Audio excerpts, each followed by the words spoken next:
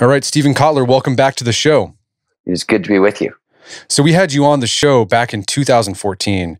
It's been almost 7 years when we talked to you about your book, The Rise of Superman, which is all about decoding the science of flow, which is this optimal state of attention that, time slows down and you're able to, perform at peak performance. You got a new book out called The Art of the Impossible. How is this book, big picture, how is this book, your new one, Art of Impossible, a continuation of your thinking and research that you did in The Rise of Superman? It's a great question. So, Art of Impossible is a peak performance primer. And the first thing that distinguishes it, unlike The Rise of Superman, which was built around stories, predominantly athletes accomplishing impossible feats using flow and other kind of cognitive peak performance skills to really overcome incredible odds and accomplish impossible feats. Flow is one portion, it's actually like 1/4 of the full kind of cognitive peak performance picture. And one of the things we learned in training flow, first of all, Art of Impossible is not The Rise of Superman is by no means a how-to. It's a storytelling book, right? It's about flow. It's got a ton of information, but it is not, you don't come away going, oh, I immediately know step A, step B, step C. Here's how I apply this stuff in my life. And big picture, the truth of the matter is if your interest is in peak performance, flow is necessary, but not sufficient. And there's other things that are also required. In fact, most of the sub-skills that are optimized in flow, motivation, grit, goal-setting skills, learning skills, creativity, and problem-solving skills, if you don't have a very solid foundation in these skills as well, it's very flow is an enormous uptick in performance, hundreds of percentiles above normal. But if you don't have the skills, the actual skills that flow is going to optimize, if they're not laid in, you're going to have a problem sustaining the state, really using it for extended long-term peak performance. And of course, because there are a lot of times when flow just doesn't show up, you're not going to have the requisite skills to keep going without flow. So flow is necessary, but not sufficient. I wanted to do a full picture. This is the full suite. This is everything that is involved in cognitive peak performance. And it turns out, when you look at the full suite, when you look at the big picture, what you find out is, not surprisingly, it's a sequence. It's a system. It's all of our biology, essentially. And peak performance is nothing more than getting our biology to work for us rather than against us. And it turns out when you look at all of those things, and especially from a neurobiological point of view, which is the work I do, you start to realize, oh, wow, these things work together in an order, in a sequence. If you're interested in really maximizing performance, these things are much more effective. You go farther, faster, and with less work if you're doing all this stuff at once rather than just trying to utilize flow, for example. So there's a formula to doing the impossible.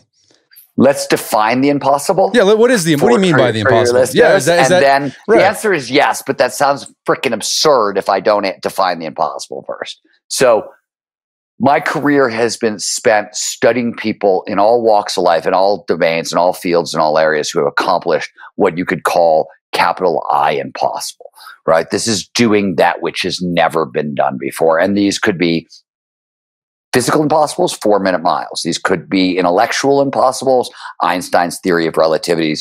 These could be cultural impossibles, Rosa Parks sitting at the front of the bus. Doesn't really matter because across the board you see the same things. But the book is meant to be applied by anybody who's interested in accomplishing what I have called small I impossible. Small I impossible is all that stuff that we truly believe is impossible for ourselves. There are lots of examples here.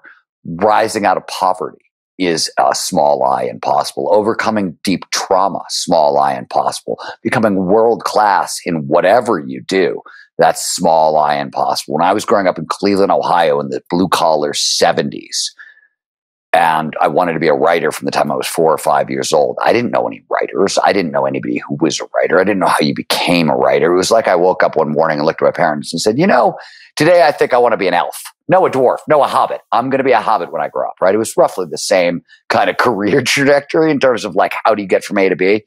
So that's what I mean by small I impossible. It's those things we believe are impossible for us where there is no clear path between point A where we are and point B where we want to go.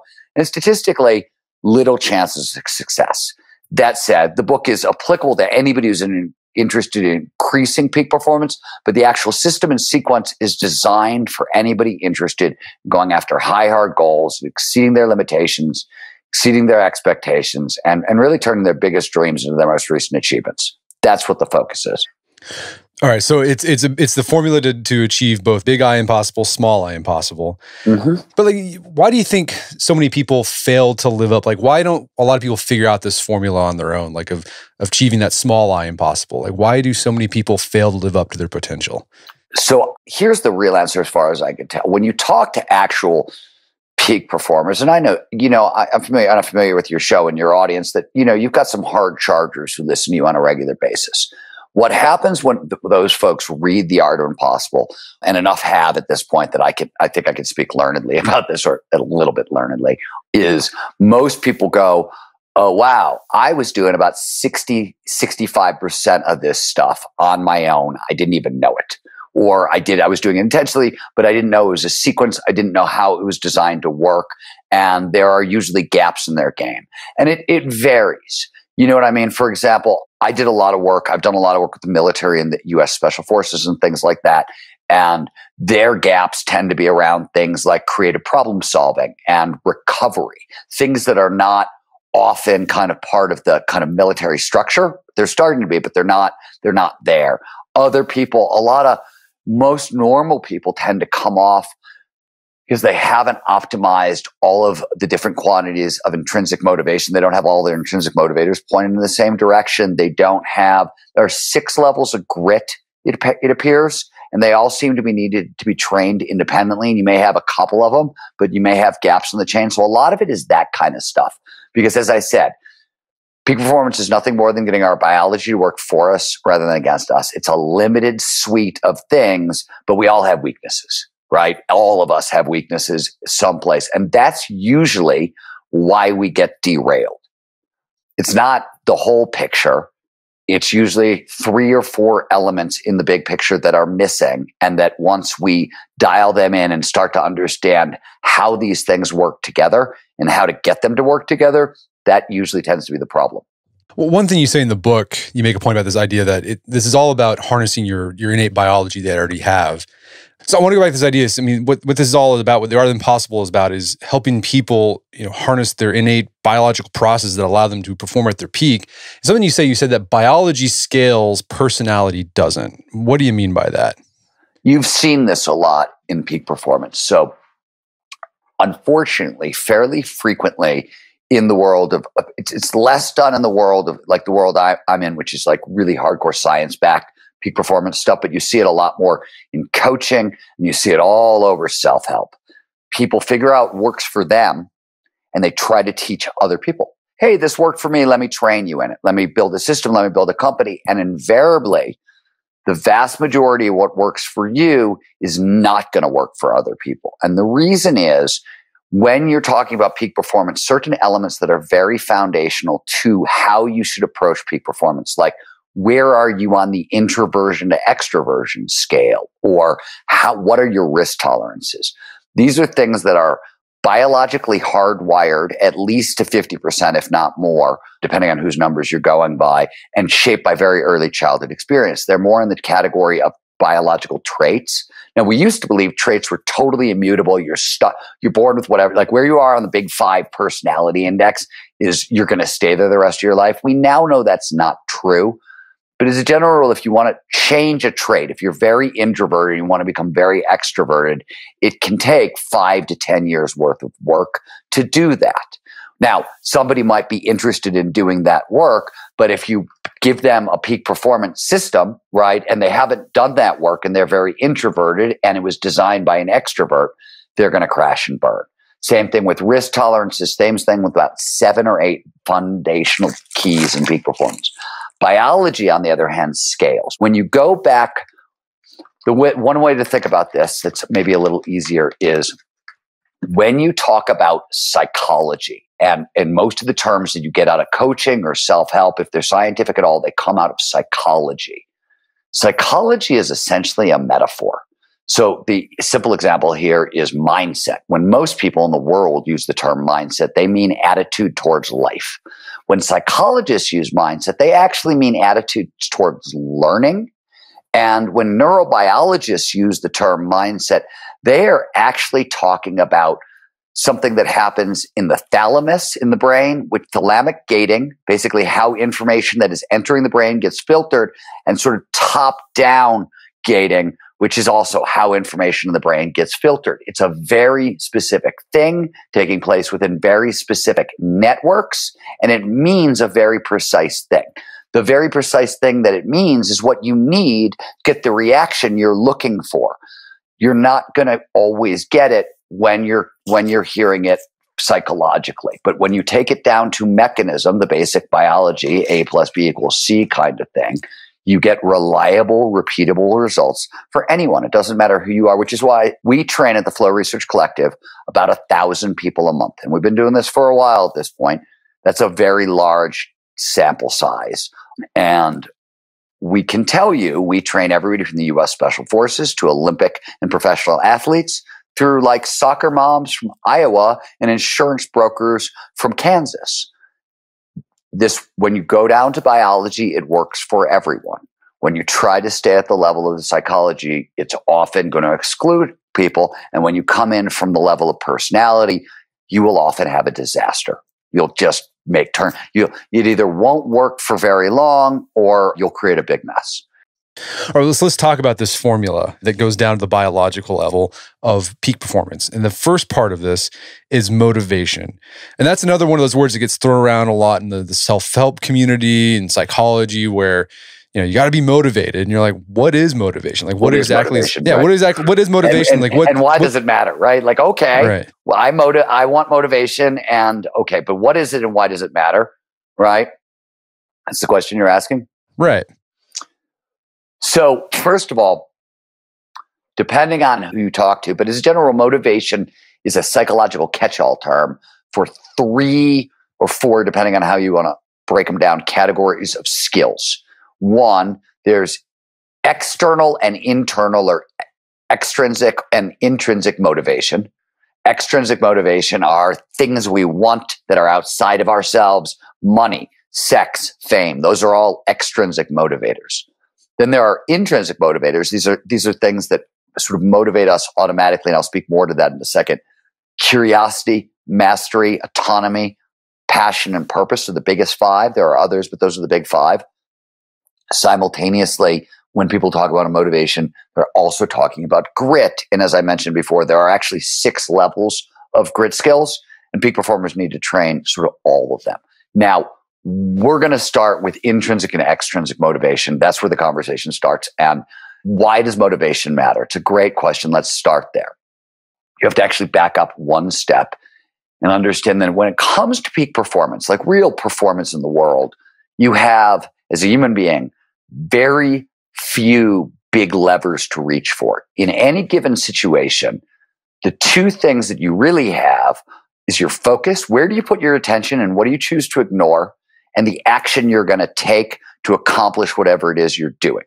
If you put action and attention on the same thing over and over and over again, you get a habit, right?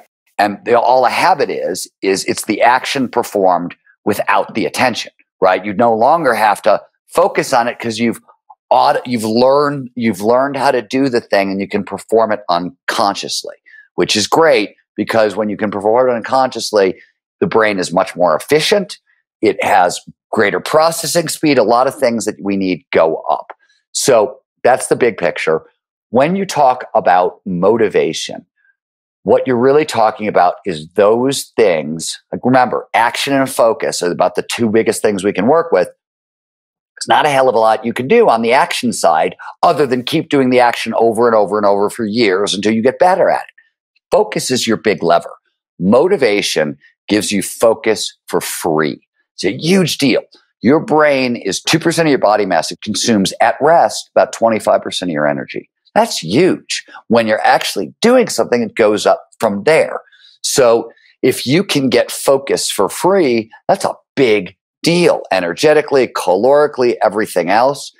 Think about curiosity. Everything starts with curiosity. It's the foundational human motivator, and it gives us a little bit of focus for free. When we're curious about something, when you're interested in what somebody is saying to you, it's not hard to pay attention to them. It happens automatically. When you're into a subject, reading a book is not hard.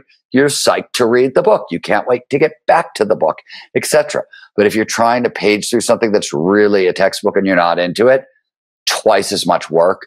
And think about curiosity. Neurobiologically, curiosity is literally a little bit of the neurochemical norepinephrine and a little bit of the neurochemical dopamine. That's all it is. Both of these are focusing. They do a lot of different things in the brain. They're pleasure chemicals. So they reward our curiosity, right? Curiosity feeds itself. What they mean is the chemicals that are produced by curiosity feel really, really good. And curiosity breeds curiosity because of these neurochemicals. The neurochemicals drive focus, right? That's what we're experiencing, and excitement. That's the emotional side of it. But they also prime the brain for learning. So when we're curious about something, it is much easier to retain that information for later. And it goes up from there.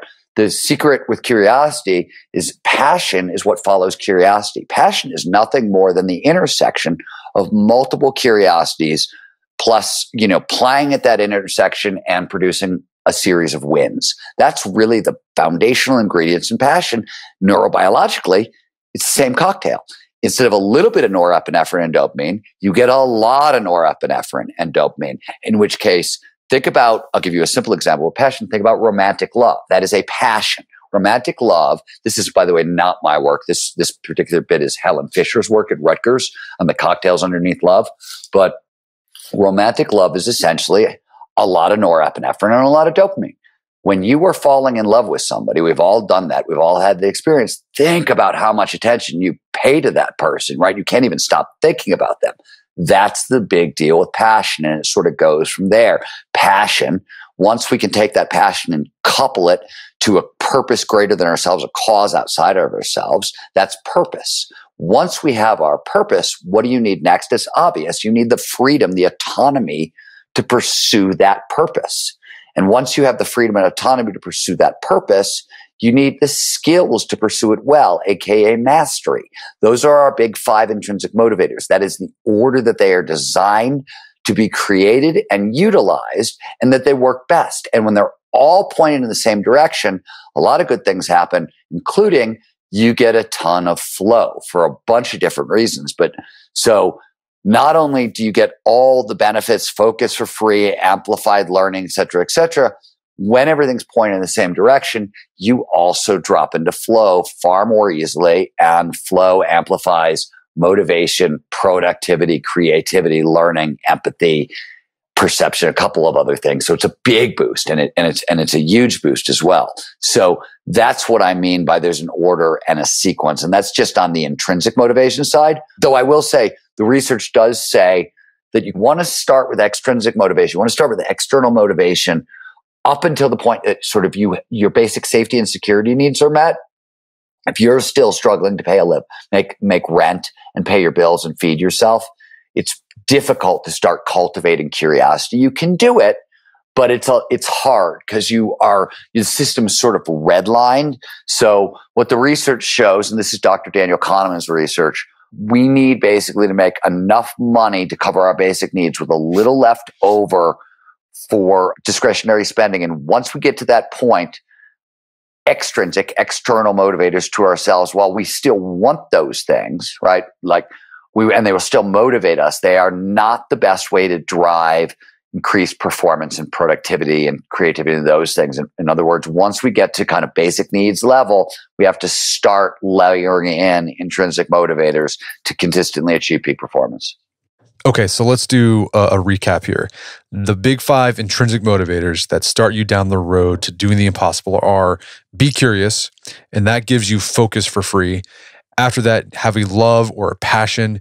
Then you want to couple that passion with something outside of yourself.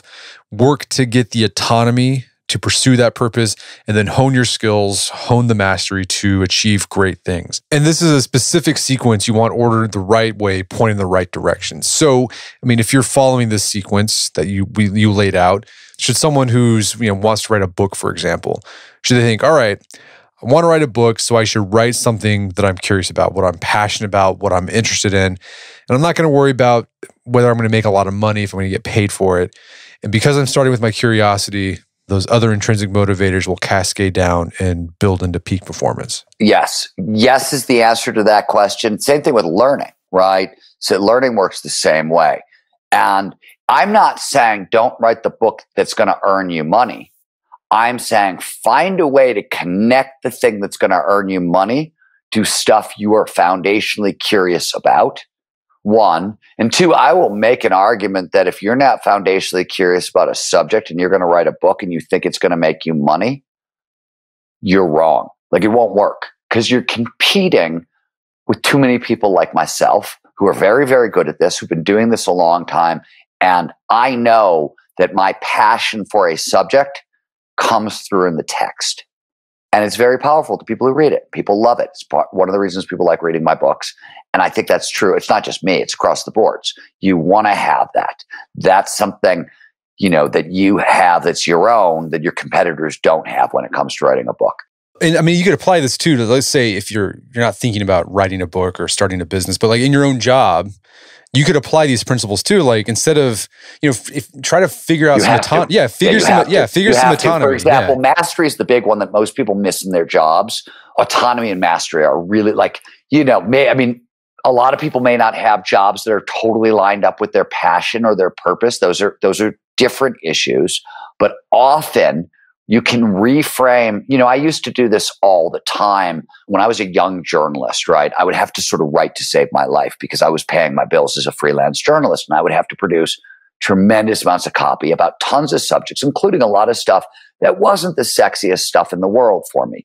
But I would always find something in the subject that I was curious about, and I would also find something in the subject that if I would try to, maybe I was writing an article. I remember one really great example, and I pulled it off. I will never tell you where the article appeared, but I had to write an article on data caves. It was very early on, and I was writing about some of the earliest data caves. Now, data caves are kind of neat, but they're not super neat to me. But I used the assignment to learn to write in the writing style of one of my favorite authors, and that's what I did. So I found a way I had to write about something that wasn't super interesting to me, but I found something in the subject where I was like, oh, this thing is interesting to me. I mean, cool about this. Now, I can definitely that piques my interest, and I'm going to try to write it in a style that advances my cause, my mastery cause, right? It stretches me outside my normal skill set, et cetera, et cetera. So yeah, you can apply that stuff everywhere, and you have to. You absolutely have to, because otherwise you can't generate enough energy for performing at your best. It just won't work over time. You can fake it, obviously, for a little while, but not for a long time. Yeah, that mastery component, that's something that motivated my dad throughout his career. I remember when I was like 20, and I asked my dad, I was like, Dad, and he was a federal... What does your dad do? So he was a federal game warden for the U.S. Fish and Wildlife Service. And, growing up, I saw he did the exact same thing every day. He had a season to his career. During the fall, winter, he was out checking duck hunters. But then he was just going to work every day, same time, writing reports, talking to people, investigating. And I remember asking him when I was 20, I was like, Dad, how do you do that? Like every day, it's like the same thing.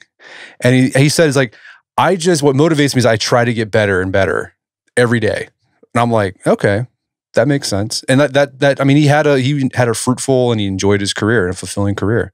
Yeah. There are certain conditions, and later on in the book, I talk about recovery and things like that. And thus I talk about burnout. If you have a passive aggressive boss who's constantly moving the goalposts, get out from under. That's just there's not a whole lot in that particular situation. I want to figure out how to get a different job situation. But in almost every other situation, the path of mastery and kind of reframing stuff so it aligns with fundamental goals and things like that is very effective. It's a very effective way to get better. And, any career, I always say, this is one of the hardest things I see for writers, for artists, I see it with coders, anything where there's a sort of a creative skill set at the core of what you do. What usually happens to people is in their 20s.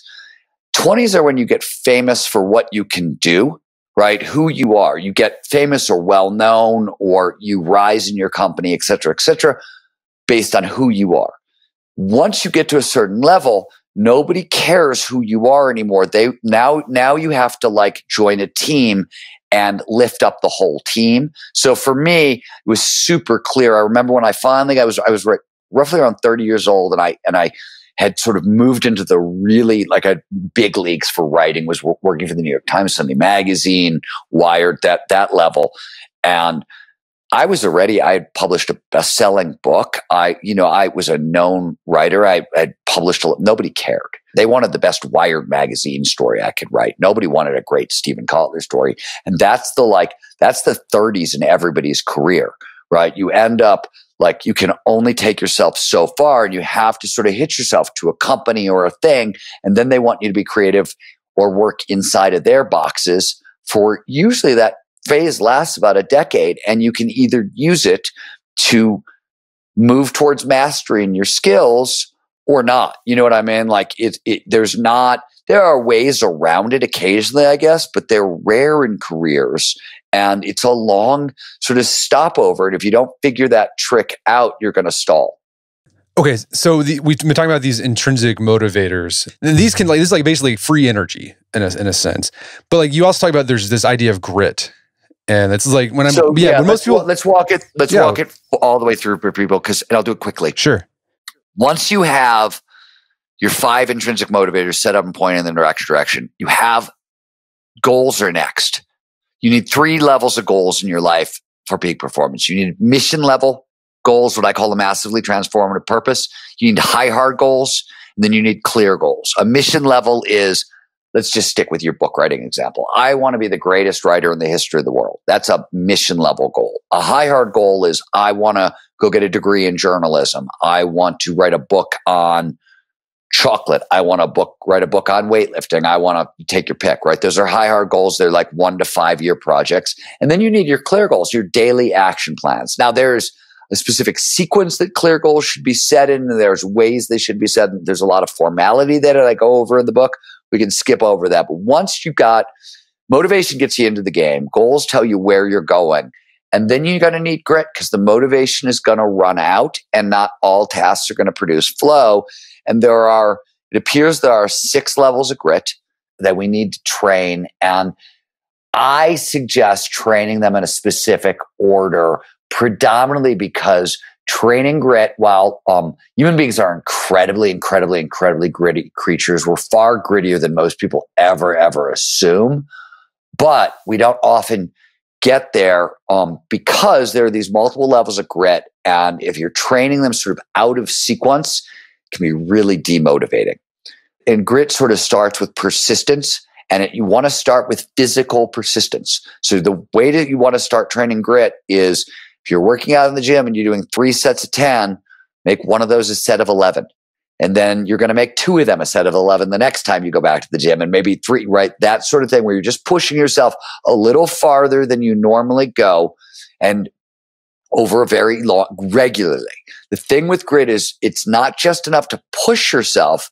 You have to do it reliably and repeatedly, so that the brain starts to trust that new level of energy is actually possible for you. Your body's a homeostatic organism, right? It likes to burn the same amount of energy all the time. So when we have to be grittier, we're saying, no, meet the next moment with more energy than normal. That's a big thing for the body. The body doesn't like to do that.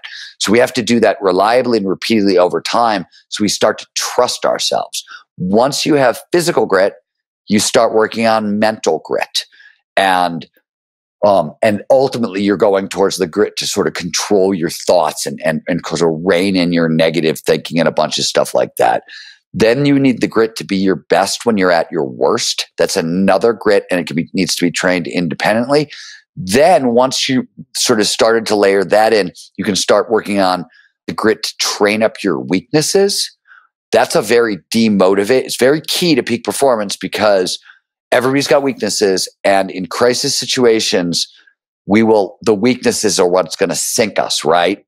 But they're really hard to train because our weaknesses they're so not aligned with our curiosity, our value. Like those are the things that are totally outside of our motivation that we freaking hate.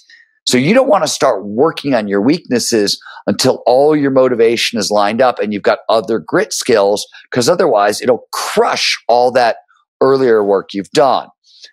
Then there's also the grit to face your fear, which I think it's foundational to peak performance, as I'm sure you know. Often people start training it too early. Fear is phenomenal. Think about all the focus you get for free when you can start to use fear as a motivator, but you can't start to really, really work with the stuff that terrifies you until you've established a bunch of other sort of grit skills. And then the last grit is actually the grit to recover. And I'm talking about active recovery protocols. And the issue here is peak performers. And when I say peak performers, I'm also talking about where, if you started with curiosity and you worked your way to this point in the sequence, you're now approaching life with way more fuel, way more energy, and you're starting to move into that category. Peak performers don't like to take any time off.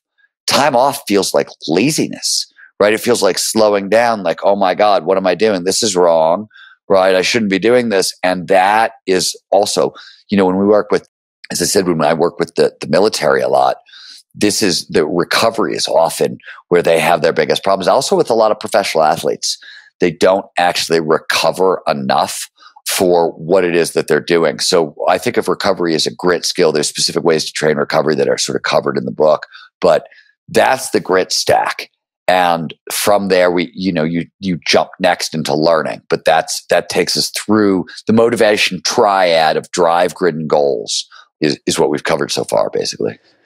Yeah, that grit of be your best at your worst. That one stood out to me for some reason. I don't know why, but it stood out. So that was a big wake up call for me, actually, because I was writing on grit, I was working on grit, I was tracking the neuroscience of grit, and I was on the phone with Josh Waitskin, brilliant peak performance mind.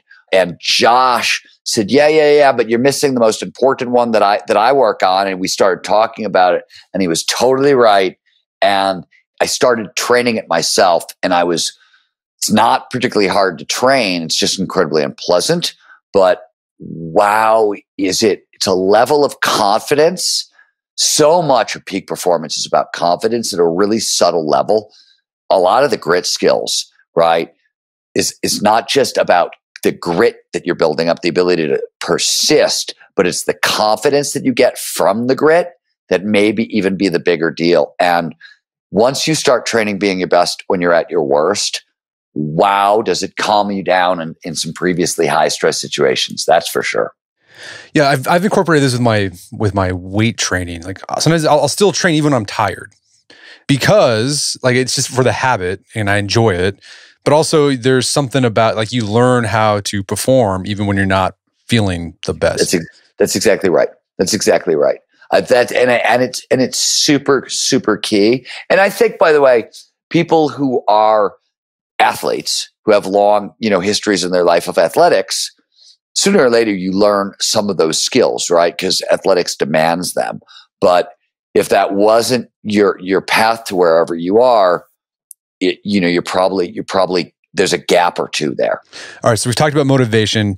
The next thing that separates peak performers from the rest and doing the impossible is they continually learn. And you have this great section, and again, you're picking up where your motivation left off. You want to follow your curiosity. You make this really compelling case on continual learning about reading books to learn instead of just reading blog posts or watching a YouTube video, which is most people, that's what they want to do when they want to learn something. Why read books, and like what's your process for picking books on learning a new subject or learning more about a subject you're already interested in? So there's two sides to this, right? Let me speak to learning for half a second from a bigger picture before we dive into this, only because I just find it helpful. So flow is peak performance. We've cleared that up at the start. The more time you spend in flow, the farther you're going to get faster, right? Flow states have triggers, preconditions that lead to more flow. The most important one is known as the challenge skills balance. Simple idea is this. Flow follows focus. It shows up when most of our attention, all of our attention is on the task at hand, right? When we're totally focused on the thing that we're doing and we're pushing our skills to the utmost. We're using our skills to the utmost. This is the challenge skills balance, right? We pay the most attention to the task at hand when the challenge of the task at hand slightly exceeds our skill set. So you want to sort of stretch but not snap. For that to happen, if you're using your skills to the utmost, the most important thing you can do to maximize flow, you're going to be learning. That's the only way you can use your skills to the utmost. It requires learning to onboard those skills and then accelerated learning when you're using them to the utmost. If you do not have solid learning skills, you're going to have really sustained problems right at this spot. So you may have dialed in motivation, you may have set the proper goals, you may be gritty, but if you can't learn, you can't actually keep up with the acceleration that flow provides. And so one of the first questions you got to ask is, what the hell should I learn from, right? What are the best learning materials? And to answer that question, there's a section, as you referred to it, as the ROI on reading, the return on investment. And what I do is I just pointed out from an author's point of view, the time investment and the information density that results in every kind of version of media that people might consume. For example, a blog. I write a blog. Now, I write a blog. It's 1,200 words long. It's going to take me 2 days. I'm going to work on it for 3 or 4 hours on day one. I'm going to I'll probably have read a bunch to get in there, but I'll talk to a couple of experts and I'll write for about 4 hours. The next day, I'll talk to another expert and I'll write for about 4 more hours. So average reading speed is about 250 words a minute. Average blog is, let's say this blog is 1,000 words long. It's going to take you 4 minutes to read that. So I give you about 8 hours of my life and my brain power, and you give me 4 minutes. That seems like a kind of cool trade. But then you go up to the level of like a magazine article, say what I would write for Wired. These articles are about 5,000 words long, so they're going to take the average reader about 20 minutes. How long does it take me to write one? Well, for an article for Wired, I'm going to do about a month's worth of research on the front end. Then I'm going to report the actual story, and that's probably going to take about 3 months. And then it's probably going to take 2 to 3 months for me to write it. And you're going to have the benefit of my editor, the publisher, and a fact checker, and probably a couple other people. But so you're going to get 4 or 5 brains on the problem. Plus, instead of interviewing 2 people for a magazine article, I'll interview 25 to 30. So you get 35 people's brains, roughly 8 months of work, and it costs you 20 minutes. So clearly, a magazine article for information density and for kind of brain power, it's a much better return on investment. You're getting so much more. A book, Art of Impossible. Art of Impossible is a book based on 30 years of research. It's based on hundreds, if not thousands, of interviews. It's the components of the book have appeared in dozens and dozens and dozens of publications. Hundreds, if not thousands, of people's brain power has gone into Art of Impossible, and it's going to take you about 7 hours to read.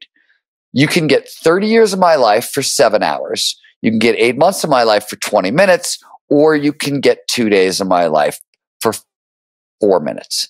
That's the ROI on reading. And listening to YouTube videos, podcasts, they're maybe better than a blog, but they're not nearly as dense as a magazine article. They're somewhere in between. They're not a particularly good investment either. So if you're looking for learning, books are the densest form of information available on the planet. They're just the most bang for your buck, for your time.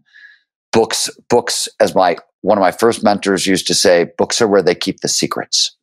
And you lay out this sequence you follow in picking out books to read that I followed myself. Like when I've researched articles, I've done the exact same thing. And it's basically you start off, you find a book that's like popular, the like kind of book you'd find at an airport, read that, it's easy. And then you just get more and more dense, more difficult until you're like basically reading journal articles in science journals. Yeah, because you want to like A lot of learning, just how the brain learns, is about kind of figuring out what is the vocabulary of a subject and sort of what is the history, the chronology of a subject, the ordering of the ideas, right? Anything you're trying to learn was a voyage of discovery for people. Somebody had a question, somebody answered that question, led to another question, led to another. So like that's, you could consider that because the brain naturally, our brains are natural storytellers. We link cause with effect automatically, right? Because that's survival.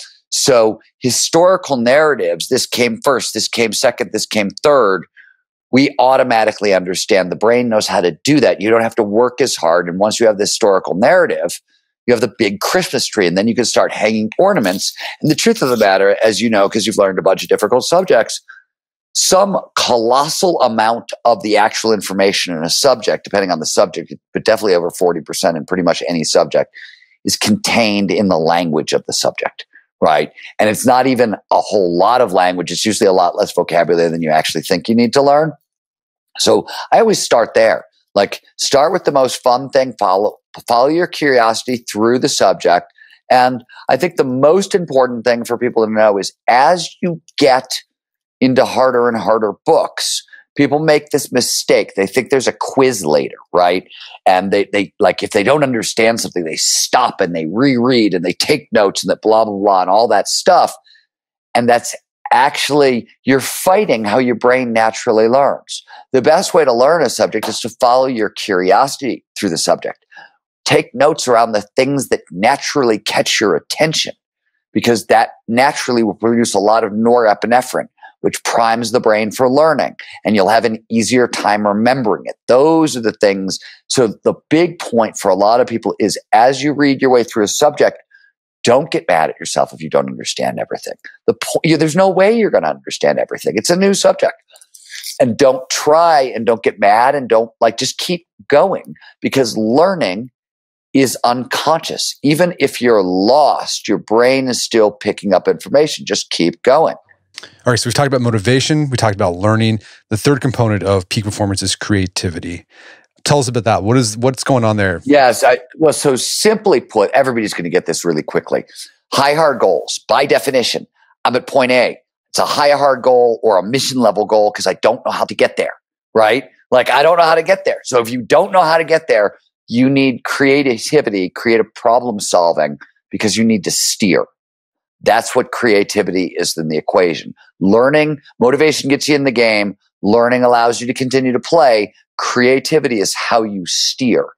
And creativity is where things like learning and like motivation, these are invisible skills, right?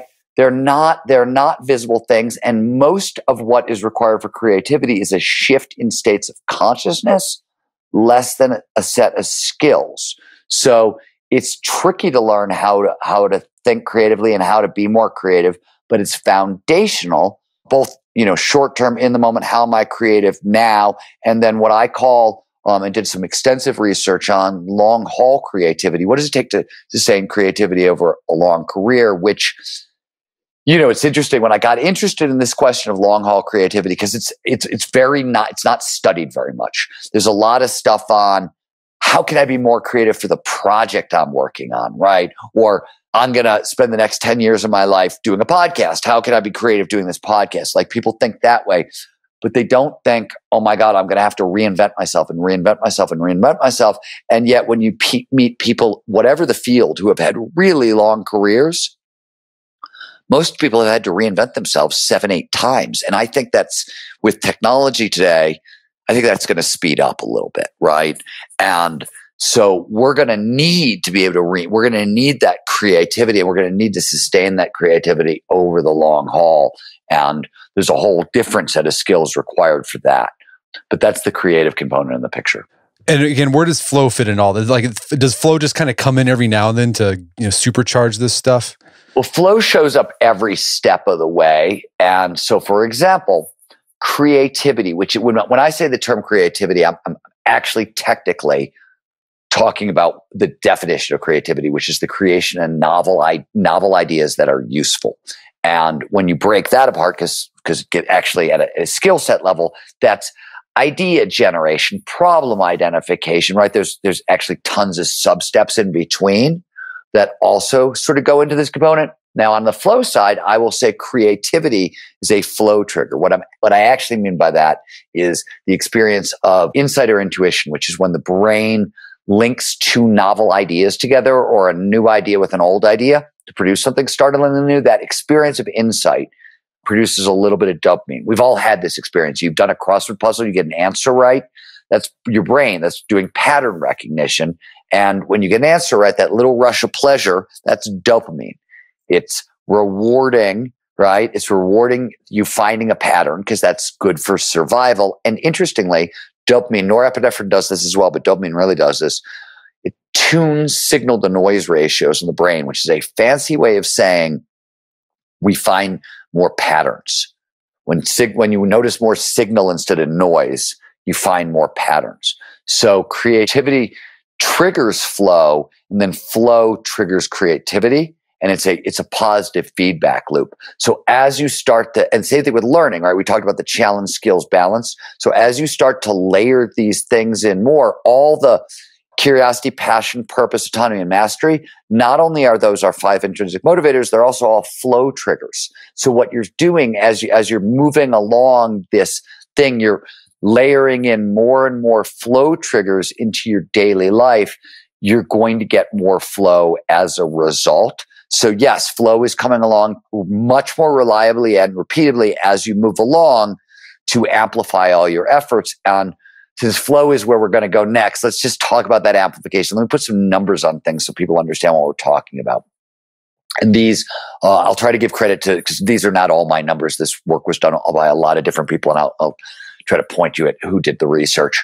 For example, McKinsey studied top executives over the course of 10 years, and they were looking at productivity. They were running around the world, and this is a self-reported number. So grain of salt a little bit, but they did a lot of work and they talked to a lot of people. And on average, top executives reported being 500% more productive in flow.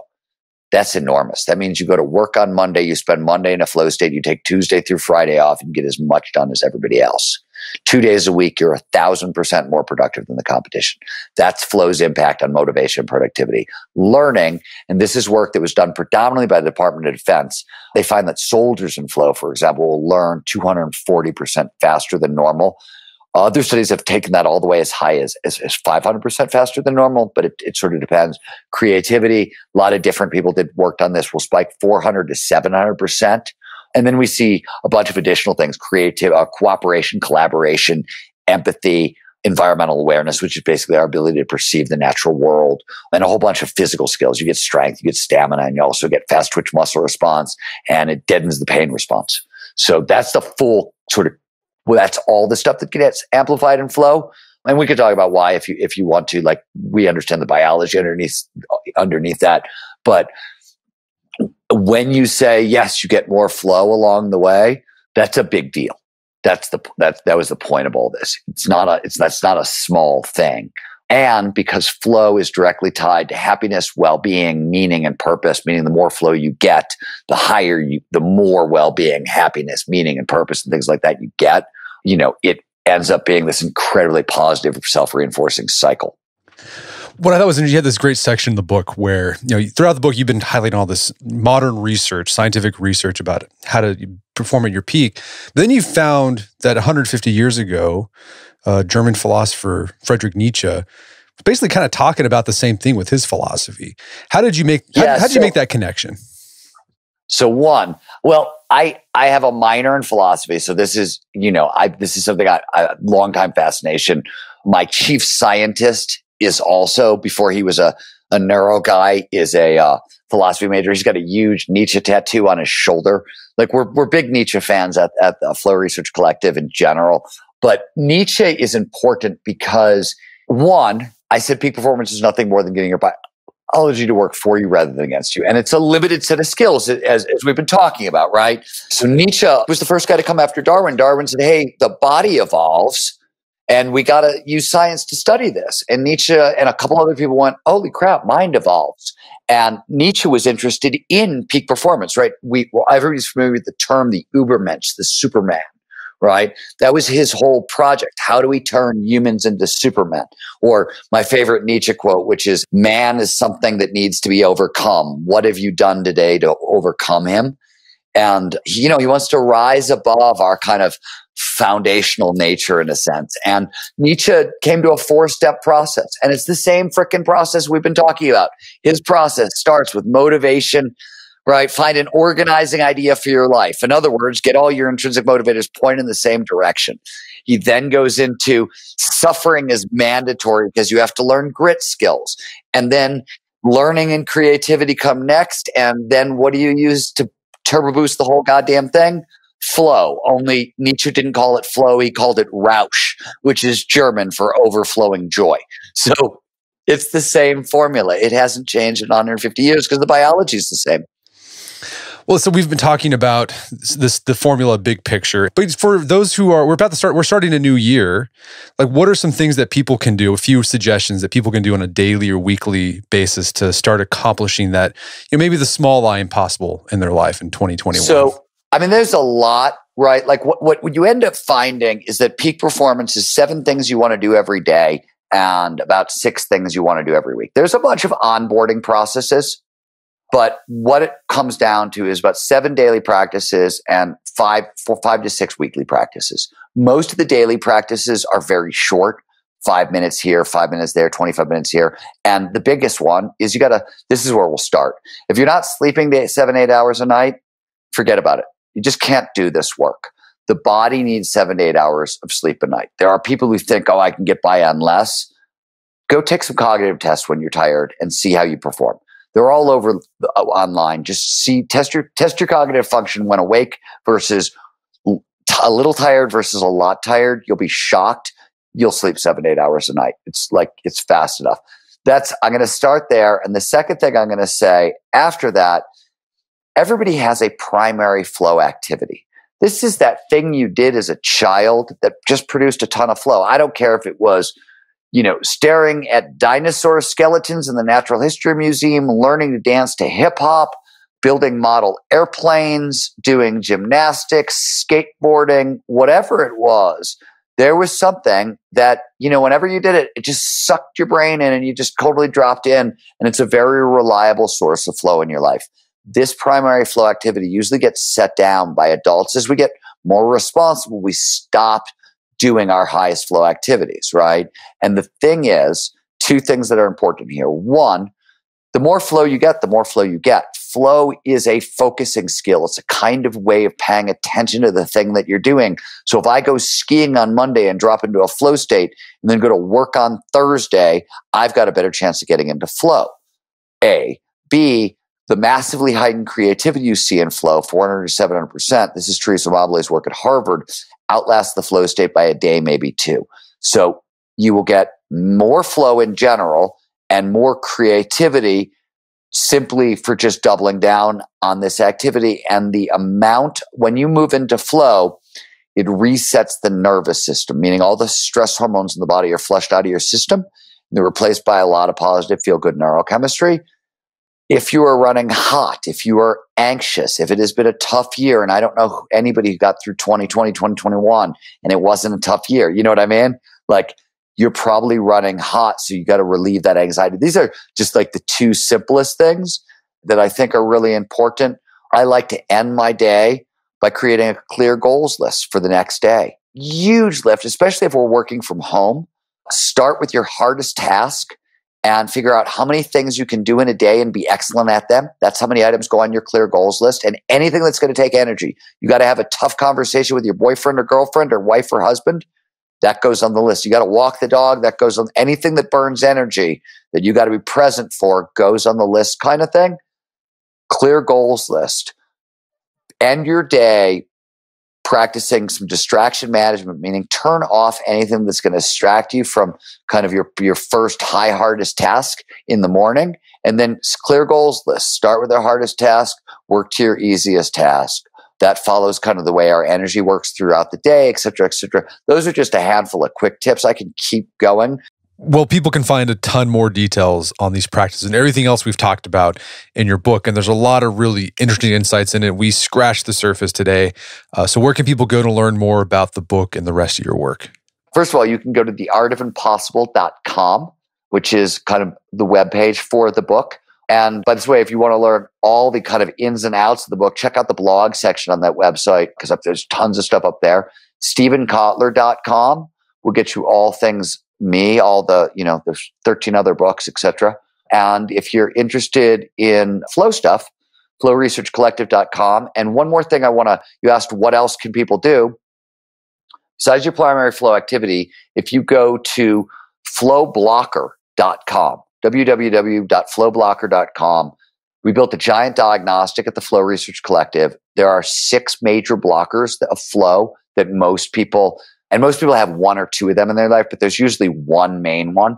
And we just built a diagnostic and we're giving it away for free because it's really if you double down on your primary flow activity and you sort of take the flow blocker diagnostic and remove the one thing that's really sort of standing between you and more flow, those 2 things alone will start turning up the knob on flow. And literally just creating a clear goals list at the end of the day, maybe a little bit of distraction management at the end of the day so you're kind of ready to dive into your next day, and getting 7 to 8 hours of sleep a night. There's a bunch of other things in the book that you can kind of look at, but that's a really simple, basic playlist that anybody can start with.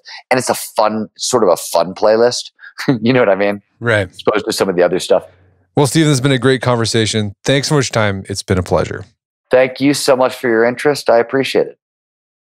My guest today was Steven Kotler. He's the author of the new book, The Art of Impossible, a peak performance primer. It's available on Amazon.com and bookstores everywhere. Go pick up a copy today. It's a great book to start 2021 off with. Also, you can find out more information about his work at his website, stevenkotler.com. Also, check out our show notes at aom.is/artofimpossible, where you can find links to resources where you can delve deeper into this topic.